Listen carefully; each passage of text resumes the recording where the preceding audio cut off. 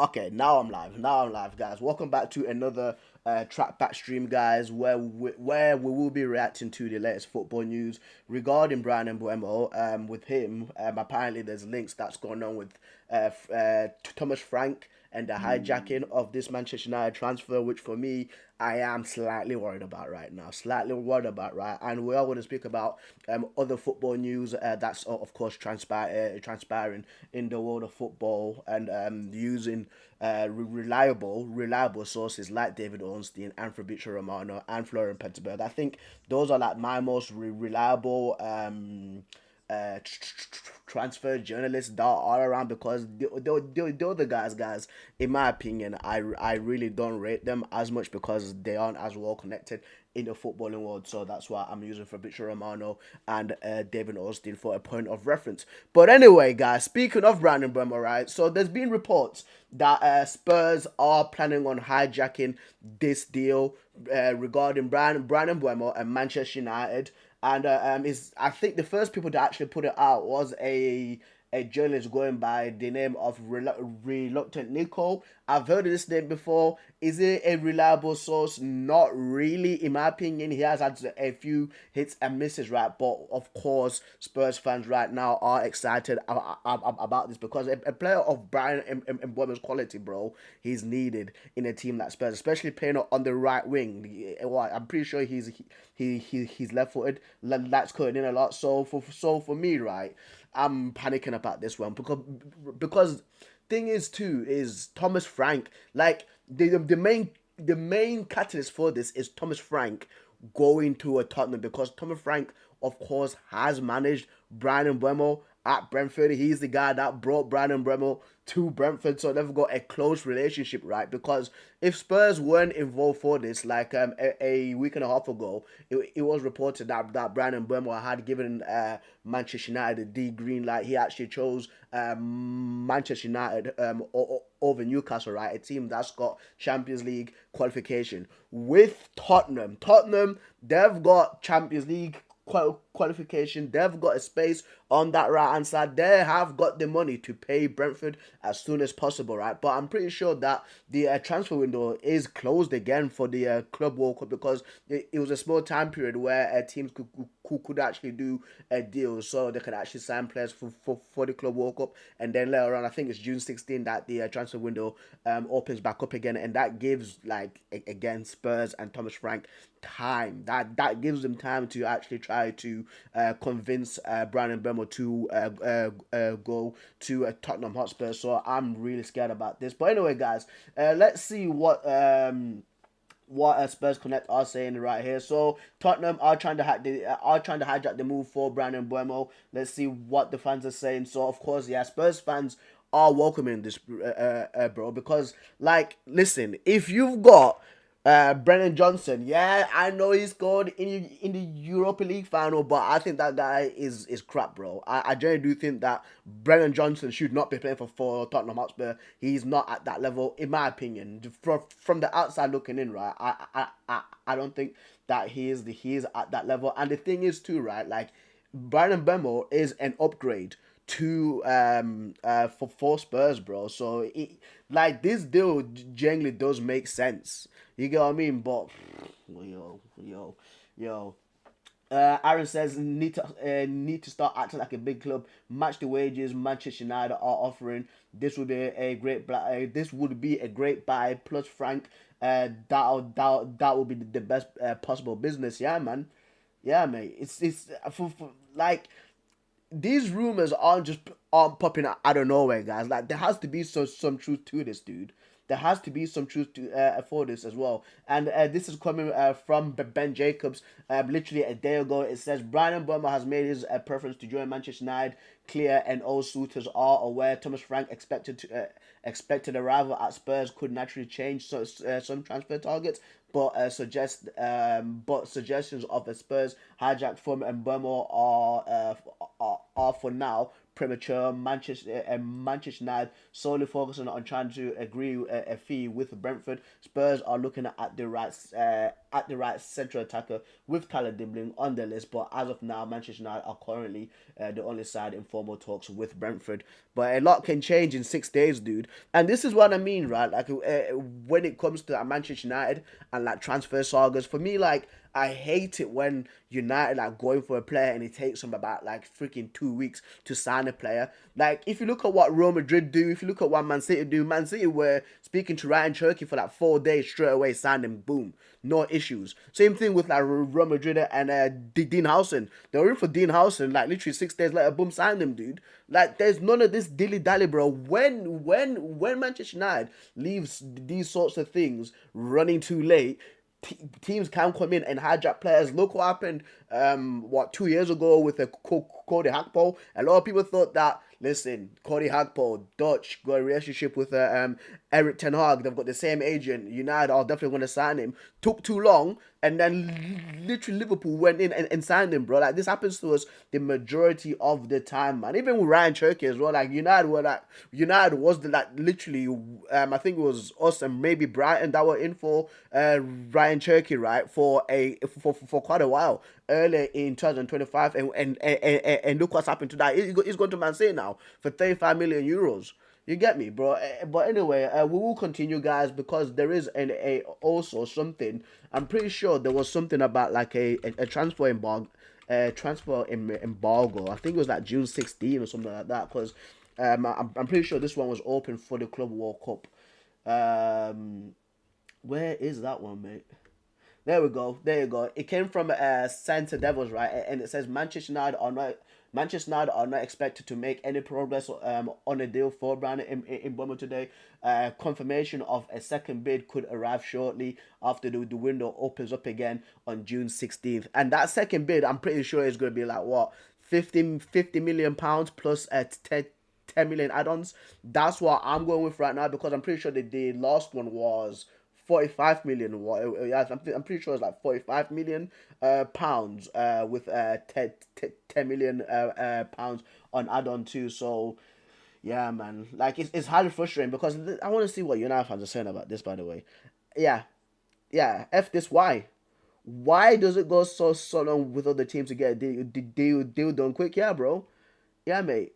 Yeah. Honestly, how hard is it to negotiate? Effing useless club. This is good. We can't be held hostage.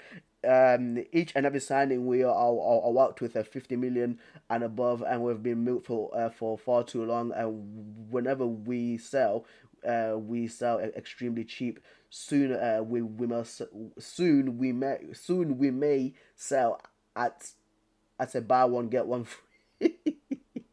That's true. That's true, man. But I really want to compare the current players right now that Manchester United have, and Spurs have, especially on that right hand side, because we had Ahmad playing there for the majority of the time, and I'm pretty sure he's going to come as a winger, isn't it? Hopefully he comes up as a winger, bro. There you go. So in Mbeumo, Ahmad, and then for Spurs, it's like Kulusevski. It's Kulusevski or Brennan Johnson. I want to compare the two. Oh, 1 second, guys. Oop. What's going on, Mike? What's going on, lad? And Brennan Johnson. So these are the guys right now. Of course, for Spurs, it's Brennan Johnson that usually plays out on the right hand side. I'm pretty sure Kulusevski does it as well. I'm gonna put Kulusevski there. Kulusevski. Kulu. There we go. But that's it's freaking from last season. Right, so these are the players for Man United. Our right winger is, of course, Amad Diallo, while for Spurs, they usually play with Brennan Johnson or Kulusevski out on the right, and you can see like the ages are literally almost similar with Ahmad, right, being the youngest between all of them. And if Bryan Mbeumo were to come to Manchester United, of course Amad Diallo would have to drop back a bit and play in that right wing back spot. He's played it a few times in the Aaron system, so he's actually used to it. So I don't think that'll be too much of an issue for him as well, because he does kind of like defending a little bit. Like defensively, at least Ahmad does run back, you know, and actually does try in that right wing back spot, right? With a Brennan Johnson, 24 years old, he's a through and through right winger. Same thing with Dejan Kulusevski. He's actually a year older than Brennan Johnson, because his stats on this website, it's not been updated, because this is from the 23-24 season, while the rest of these players are from the 24-25 season, right? And we can see with the progressive carries that Amad Diallo beats out all of them for progressive carries. He beats them out on dribbles as well. He no, it's actually them. Kulusevski that's more better than all of them. He just beats out Ahmad by 1 point on dribbles, non-penalty goals.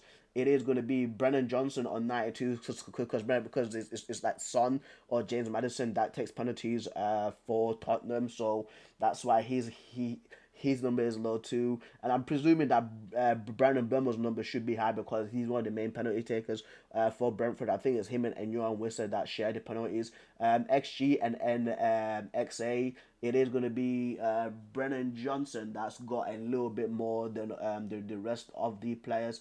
And assists, I presume it's going to be Ahmad that's got more assists, because he's a very creative player. He's a very creative player between those four guys. And key passes, once again, I'm pretty sure it's going to be Kulusevski. And the Kulusevski stats, guys, are from the 23-24 season. Once again, they are from the 23-24 season, right? Because I don't know why, like, Data MB have not updated this, bro. I don't know why they've not done that.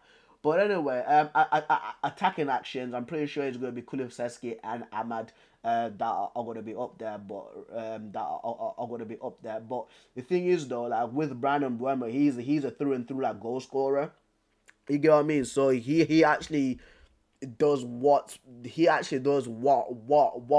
matters most right now in this day and age, and that's scoring goals. You get what I mean? Like with Man United, like we literally struggled in scoring goals last season. Like our most potent goal scorer was Bruno Fernandes, and he's a midfielder. You get what I mean? Like Garnacho rarely scored goals. Højlund is absolutely non-existent. So having a guy like Bryan Mbeumo for Manchester United would be a massive help, even for Spurs as well. Just regarding goals, because the thing is too, right? Like with Spurs, Heung-min Son is in his 30s now. Like Son last season didn't have a real he didn't have the best of seasons to what like to like his previous years. Dominic Solanke came in for a lot of money. For me, in my opinion, didn't play really well. Brennan Johnson did score a few important goals. He scored the most important goal, of course, in the Europa League final. But with Spurs, like they've not got like any like goal scorers. You get what I mean? Like and again, like I know what Spurs fans will say. I know what Spurs fans will say. They'll say, but what about Son? Son's aging, bro. I like Son, but I just do think that Son's aging. So again, like Spurs targeting Bryan Mbeumo is absolutely a no-brainer, dude.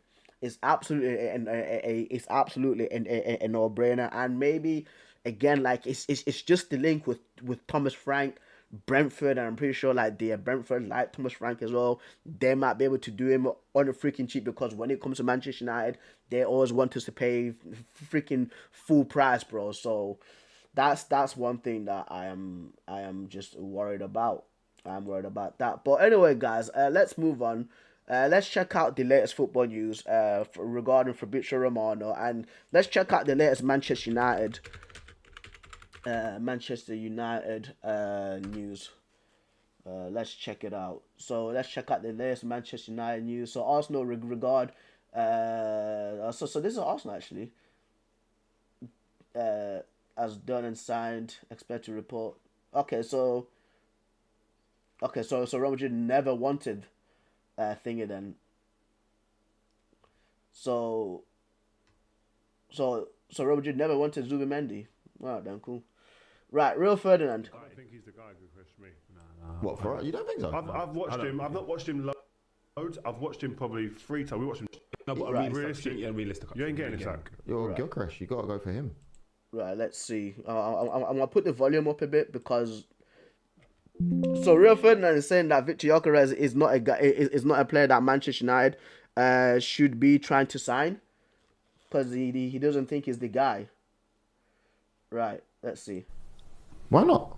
I'm believing that you're going to go for him. But he's not the guy. I don't think he's the guy who crushed me. No. What for? You don't think so? I've watched him. I've not watched him loads. I've watched him probably 3 times. We watched him together. Yeah. We watched him about probably 3 times really, really closely. Yeah. And 3 times I've gone. That you don't get away with that in the Prem. That he ain't getting that opportunity which in the games, Prem by the way? or Champions League games? Yeah. Because I'm like the fair weather goals. fan that sees the commercial games, like, you know, for example, the City game and everything. You go ooh, but I don't know. Mate, when I see him physically matched, I don't see what else is there. Then that's the questions that I'm asking. Is there enough after he's physically matched to be able to get him a goal? Right. Okay. So Real Ferdinand is basically against the transfer of Victor Gyökeres to Manchester United, and this thing has been cropping up a load more, guys. It's been so relevant since he's been linked with Manchester United. Like I don't know why, you know.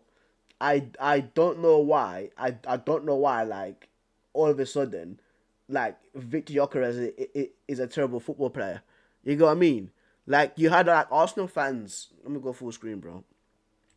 You had like Arsenal fans. What, a week and a half ago, screaming they don't want Sesko. They actually want Victor Gyökeres. But now everything's changed. Like it's apparently like Gyökeres is the worst person alive or something like that, bro. Like he's like the worst striker ever. They're putting him out like he's worse than Rasmus Højlund. What is going on? What is actually going on, bro? Like what is this dude? Let me look at his stats actually. And I know, guys, I know that like stats sometimes can be really bad. Like stats sometimes, right, can be really bad because they are fugazi, right? But when it comes to like strikers, for me the only thing that I'm worried about right now as a United fan regarding strikers, I don't care how many passes he has that are successful, bro. Like I'm caring about this year, fam. Goals, bro. That's what I want, bro. That's what I'm caring about, fam. Goals, right? And can I not compare? Because I wish that transfer market could have a comparing like a compare thing as well, because Darwin Núñez was at Benfica, guys. If people remember, Darwin Núñez was also at Benfica, so it's a good frame of reference to use when I'm comparing these strikers, because listen, right? Like strikers that do come from the Portuguese league don't do well in other leagues, especially like in the Prem. They actually do not do well. I want to see all of his goal stats season by season. I want to see his goal stats season by season, especially when did Darwin Núñez join Liverpool? Did he not join him like 3 years ago in 22-23? I think he joined in 2022, didn't he? He joined in 2022. So he joined Liverpool in 2022. I want to see him in the 21-22 season. That's where I want to see him. That's where I want to see Darwin Núñez. And then for Victor Gyökeres, I just need his goals, mate. That's what I freaking need, mate. See full stats. All right. See full stats. Come on. Right, okay, we'll compare him for the 24-25 season, while we'll compare Darwin Núñez's 21-22 season, right? So in Portugal, Darwin Núñez got oh my days. Right, so Darwin Núñez, right, for Benfica, the Portuguese league, he played 28 games and scored 26 goals. In the Champions League, he played 10 games and scored 6 goals. In the Cup of Portugal, played 2 games, no goals. And in the Allianz Cup, played 1 game and scored 2 goals, right? That's Darwin Núñez. That's 41 games in all competitions and 34 goals in all competitions and 4 assists in all competitions. So that is 38 goal involvements in 41 games. Those are really good numbers, by the way. I ain't gonna lie, bro. Those are actually crazy numbers. Those are crazy numbers. So Victor Gyökeres this season, he has played 33 games for Sporting Club de Portugal, scored 39 goals. UEFA Champions League, he's played 8 games, scored 6 goals. Cup of Portugal, or Attacker de Portugal, he's played 7 games, scored 5 goals. Allianz Cup, he's played 3 games and scored 4 goals. While in the Super Cup, he's played 1 game and of course didn't score, but got 2 assists. Crazy.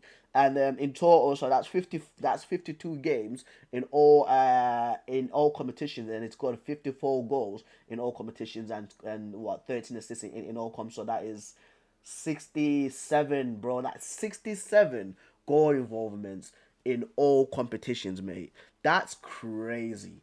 That's crazy for one season. That's a madness. That is an absolute madness, right? So I also want to see Darwin Núñez's 2021 season. I want to see that too, to see how I did.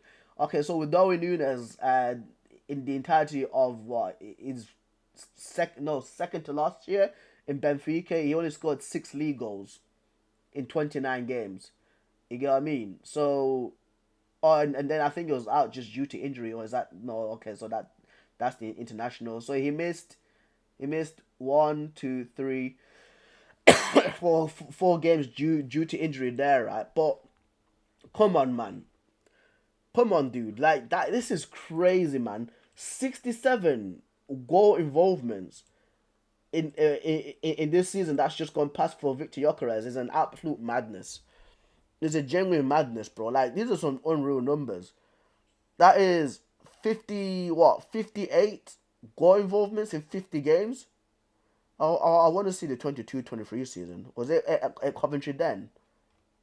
There you go. In Coventry, 46 appearances in the Championship, 21 goals and 10 assists. Championship playoffs, 3 games, no goals scored. FA Cup, played 1 game and scored 1 goal. AFL Cup, of course, there was nothing there because he didn't play in those games, right? And he had 34 goal involvements in 50 games in the Championship.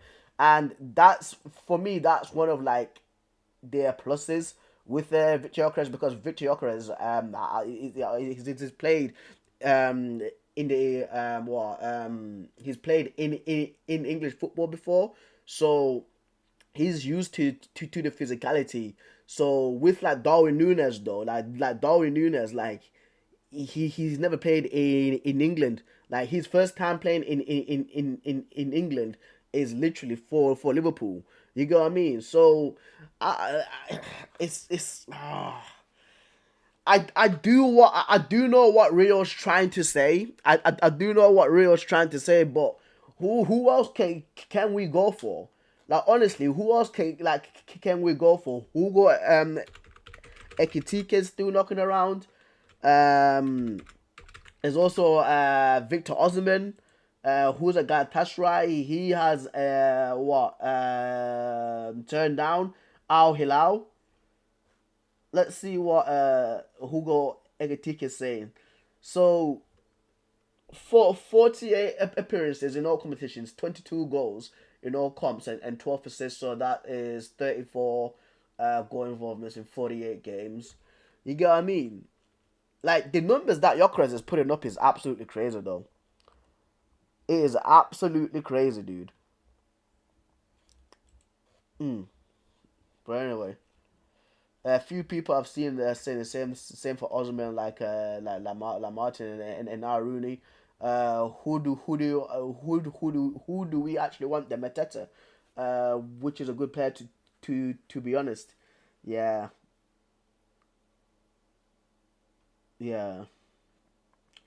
Dr. Drew Chester here has actually got a really good point. It's got a really good point. Rio, as an ex world class Premier League defender, saying that he ain't gonna get away with that in the Prem. Funny old game. I mean, whose opinion should we value, Rio or some tactical guy? Yeah, mate. Yeah, mate. No, it's true. It's true because like with Rio Ferdinand, right? Like there's certain little things that professional football players will actually pick out when they are watching a game, right?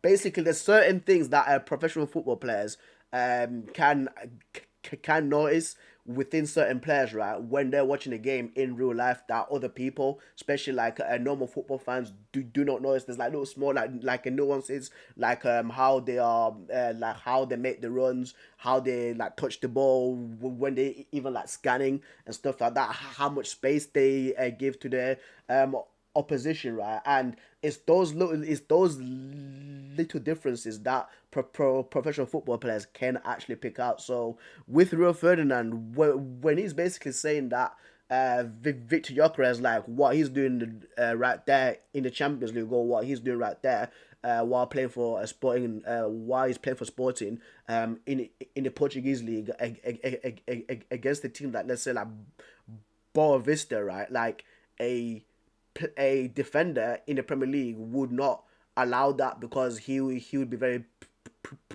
he'll be very like privy to it. Like, do you guys get what I mean? So basically, like, let's say like uh who can I say? With like Hoyland, like Hoyland is not very elusive. In my opinion, he doesn't try to lose his defender. He's very physical, right? And he might have picked that up in Italy, where he's very like a tight to the guy. But when you look at Mateta's game is completely different to Hoyland, especially like in the Premier League. He likes dropping deep, linking up play, not uptight with the freaking defender. And then once he's got your Eze's, your Munoz, your is Stars in, that's when he actually can run into the box and actually score goals.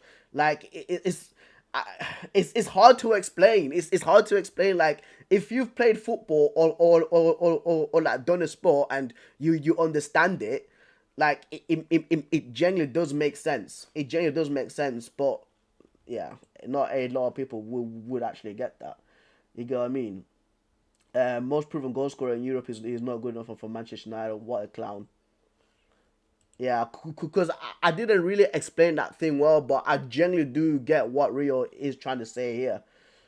That there's certain things in different like leagues that strikers get away with, but when they come to the Premier League and when they try those same things, like other players of quality would be privy to that and they will not fall for those tricks.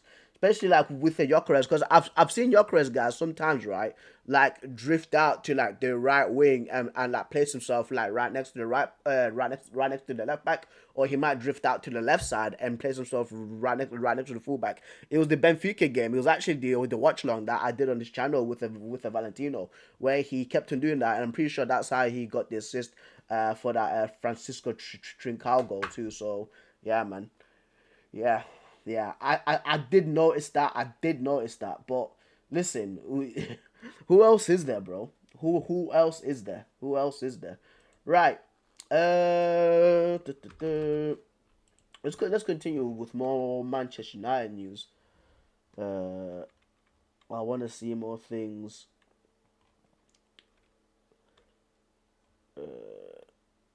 Manchester United rejected chance to sign Mohamed Kudus after he was offered to the club by West Ham. What's happened? What's actually happened to Mohamed Kudus, bro? What's actually happened to Mohamed Kudus, fam? Like, what is going on with him, bro? Because this is the second team that he's been offered to. I think he was offered to Chelsea as well. Like, what is that, mate?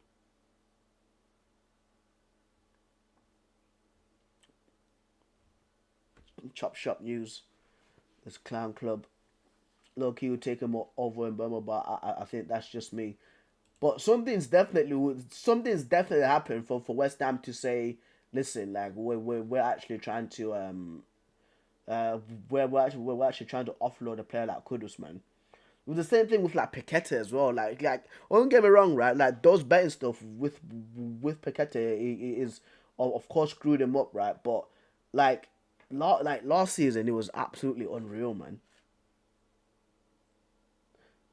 Yeah, there's no way. Yeah, exactly. I agree with Omar Pedersen. It says there's no way West Ham offers their best players with the position they are in. Yeah, yeah. Hmm. I wonder. I wonder. I wonder. I wonder. UTD report. UTD report. UTD report. Let's see what UTD report is saying. That's from yesterday. Okay.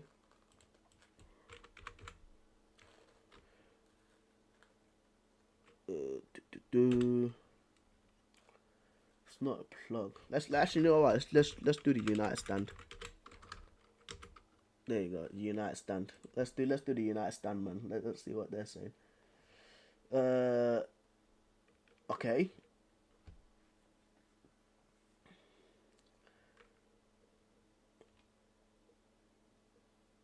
Oh. While no evaluation has been placed on purpose, Estepinian Bryan are typically very good at selling players. They encourage teams to make blind bids without reviewing price tags.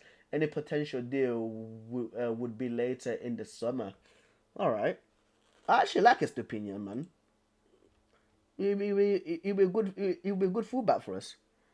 He'll be a good fullback for us. Yeah, Theo Hernandez is there. I agree.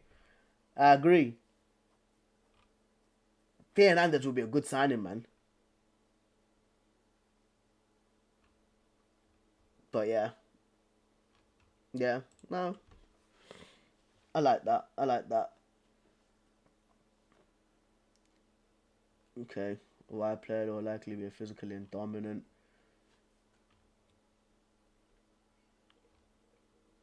Okay.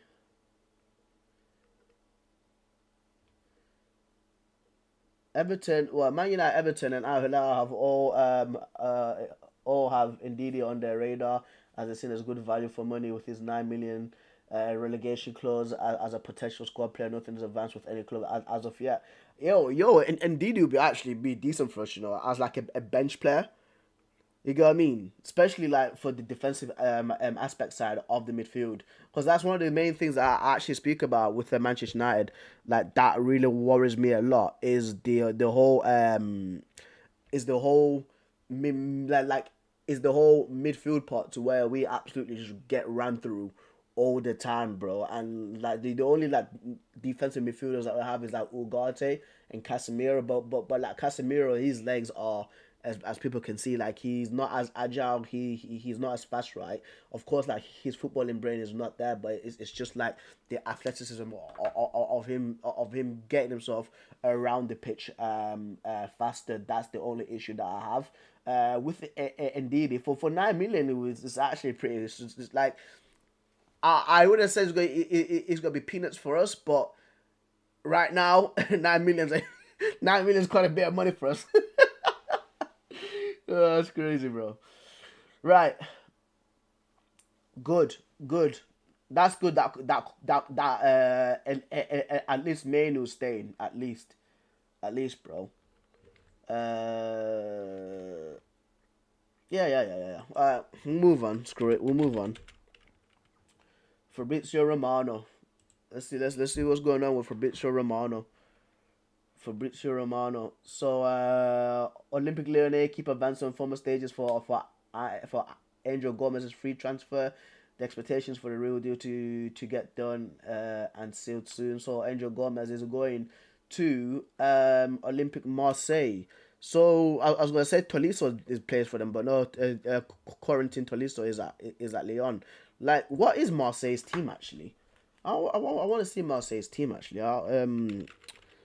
It's a sofa score, right? Like, I actually want to see Marseille's like midfield, because I know that Mason Greenwood, of course, plays for them. He got top goal scorer in in a league.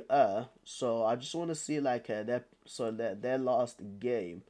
Let's see who they've got in midfield. So it's Ismail Benacer, Pierre, Emile Højbjerg Pierre, and Adrian Rabiot. Okay, so that is their midfield three.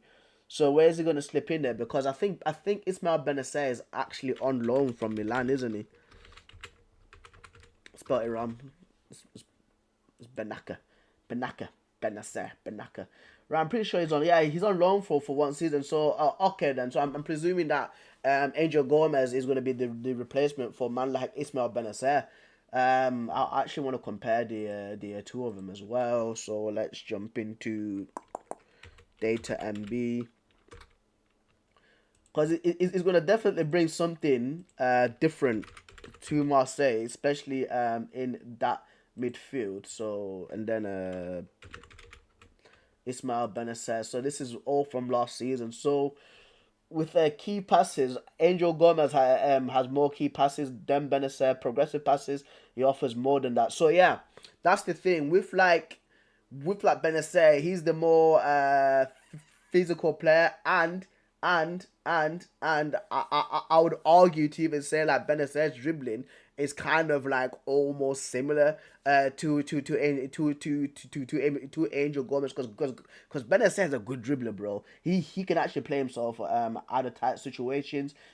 Duels, of course, it's obviously going to be Benacer because Benacer is the much bigger guy. The guy's actually a unit compared to Angel Gomez. Defensive actions, I would have generally put that up for Benacer. But that's a little bit low though for Angel Gomez, right? Because I generally thought that his defensive actions were a little bit bad, because I've seen him play for England a few times on international duty, and I thought that like defensively he was actually okay. You know what I mean? Of course, like not the best ever, but is not down there, bro. Like literally down to the middle of a 5.1 the entire season, while Benacer is on what 47.4. You get me? Carrying once again, yeah. Angel Gomez is gonna have that, but I did say earlier I was expecting it to be a little bit closer. Forward passes, that is Benacer.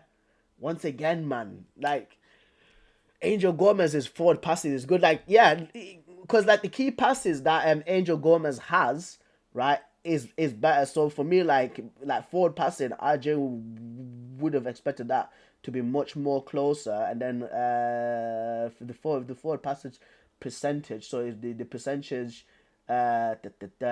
Gomez is on 70%, while Ismail Benacer is on 88%. So he's much more accurate with forward passes Benacer has, right? But it's going to be very interesting to see what happens with Adrian Gomez, because there was a lot of speculation with him going back to Manchester United. It seems like that's not going to happen. Yeah, it seems like he is going to Marseille for free. So yeah. I mean, now it says from the 23-24 Liga season, Gomez contributed 5 goals and 7 assists in 34 appearances for Lille, supporting Marseille expectation of immediate impact. Though his slight frame, yeah, is literally the same height as me, but 56 kilos, bro, may raise concerns about physicality in a competitive league. Still the same league, because Lille's literally in France. I'm pretty sure they've played against Marseille before, right? But the French league is very physical, bro. Like France has got some strong players, man. You know what I mean? I'd say like from the Premier League, of course, like from like England, because like people will try to bunch up their championship together. I genuinely would say that like the French league is like possibly the after England is definitely France that's like really physical in football, in my opinion, guys. In my opinion, right? It says he's got to ruin his career at Marseille. Let's get it. Great transfer. Yeah, it's on a free, man. It's on a free. It's a free signing. It's not a panic buy. It's literally on a free transfer. So, yeah. This is the goalkeeper for Man City. Chelsea have submitted a new formal bid for Bino Gittins, to Borussia Dortmund right now. 50 million proposal on the table after 35 million euro bid rejected after as Fabrizio Romano reports Chelsea will try to get it done today. Otherwise, they'll keep negotiating after the deal. What's with Chelsea trying to sign all these ex-Man City players, bro? What is with Chelsea trying to sign all these Man City players, fam? Jamie, is it Bino Gittins, isn't it? Like, why is it? I'm pretty sure it's at Man City. Yeah, it was at Man City's academy. There we go. He was at Man City's academy, bro. Like, what's with Chelsea trying to sign all these, like, Man City guys, dude? What is going on? Right. Compared to Madueke. There was one thing that I used which was really good, but it's not this one. There was one website that I really used to use, man. It was like they actually had their proper faces. You know, football player comparisons, fam. Because I want to see all the goals and assists.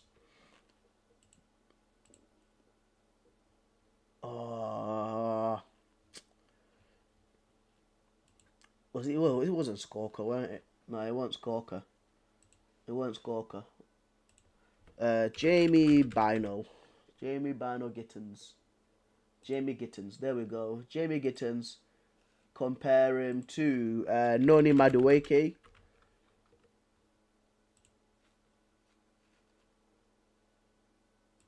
Yeah. And Pedro Neto. Because I'm pretty sure those are the only wingers that Chelsea would have. Is this middle name Lomba? Is Pedro Neto's Is this guy named Lomba? His middle name is Lomba. Right. Pedro Neto and Jamie Gittins. We will do 23. Yeah, 24. There we go. Premier League and the Bundesliga 24-25. So here we go. Right.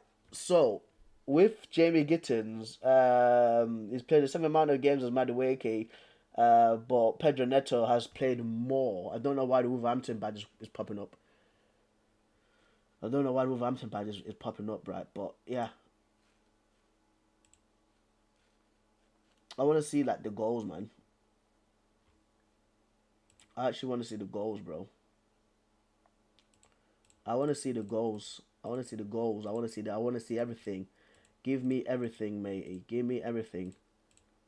Actually, not subbed off. Shooting. I want to see, shots on target, off target. Okay, I don't care about the blocked one. Shots from set pieces. Not goalkeeping because they're not goalkeepers. I want to see the winning goals, home and away goals. Actually, not just goals in general. Just give me goals in general, bro. Penalty goals as well. Conversion rate, passes, key passes, long passes, attempted, assists as well, and crossing accuracy. I want to see not fouls. I don't care about the fouls. Don't care about the error duels. Duels 1 and touches. Is there anything else? I want to see, like, dribbles, mate. Take-ons. Not duels, bro. I want to see, like, there you go. Take-ons completed. There we go. I'm actually going to save this. Yeah, I need to save that page. Right. So this is a comparison between the known wingers for Chelsea right now, between Noni Madueke and Pedro Neto versus Jamie Gittins, because Chelsea of course going in for a double dip for Jamie Gittins, but I think it's offering, like, what? Because the first bid for 35 million euros was rejected, so now it's going up to 50 million euros. God damn. So this is the comparison. Pedro Neto's played the most games out of all of them, but Noni Madueke has had more starts than all of them. He's had more shots, excluding blocks. So this is just full on shots. He's had more shots than Pedro Neto and Jamie Gittins. Jamie Gittins has got more shot accuracy, so he's actually more accurate than Pedro Neto and Noni Madueke. Shots on target. Noni Madueke has actually got more shots on target. Shots off target. Jamie Gittins has less than them, which is on 10. Noni Madueke and Pedro Neto, they have 16. No, Madueke has 25. Pedro Neto has 16. Shots from set pieces, none, because they don't take the free kicks. And it's a good thing that I actually put that there, because these guys don't take the free kicks for their teams. Jamie Gittins has got more goals than them. That's crazy. Less starts. He's literally got less starts than Noni Madueke, and he's got more goals than him. Conversion rate, he's got the better conversion rate. Pedro Neto has more assists, more passes completed. More passes attempted and completed, more cross accuracy too. Take-ons, Jamie Gittins has got more than the both of them. Duels won, Jamie Gittins has 157 duels compared to Noni Madueke's 106 and Pedro Neto's 101. That is crazy. That's crazy. But yeah, like, listen, Noni Madueke, even like in my opinion, right, like he is below Pedro Neto. I think that Pedro Neto is the better player than Noni Madueke. It's just Pedro Neto is just so injury prone. That is literally the problem with him, right? But listen though, but like 50 mil for Gittins, bro. What is going on? 50 million. I think he should stay for one more season. I think he should stay for one more season at Dortmund. Carrie says Jamie should turn down Chelsea advances to avoid regret in the future. Yeah, Chelsea have just got so many like players, man. Chelsea have got so many wingers, dude. How many, like, let's look at the Chelsea team, dude.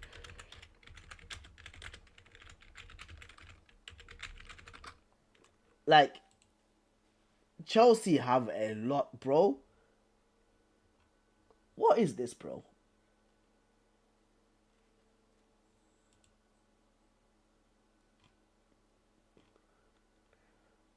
I think these are all the attackers. Yeah, centre forward. How many wingers do they have? Sancho's left. He's going back to United. Mudryk is basically banned. Tariq George, Pedro Neto, Noni Madueke, Christopher Nkunku can play there sometimes as well. You know what I mean? Like, they've just got so many, and they've got Thingy coming in as well. What's that kid's name now from Sporting? Joao Felix still plays for them. He's on loan at AC Milan. So yeah, man, they've just got so many. Bro. So many, dude. But hey, each to their own. Winger FC back at it again. How do they plan on playing all these guys? Yeah. I want to see what this says. Listen, I understand you need to farm, but name any other Chelsea winger not apart from Neto, Madueke, and George for a whole season with the European football, which guys can only watch on TV. Oh my days, bro.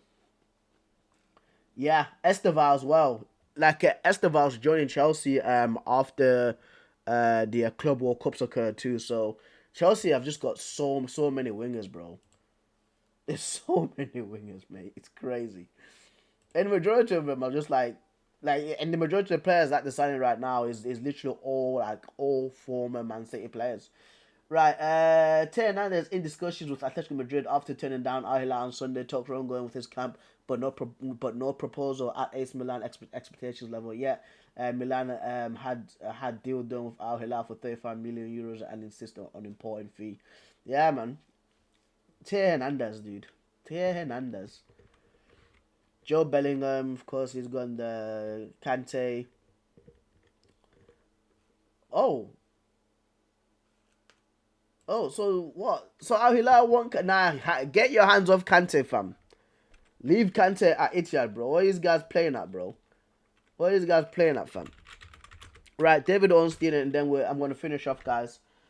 David Ornstein.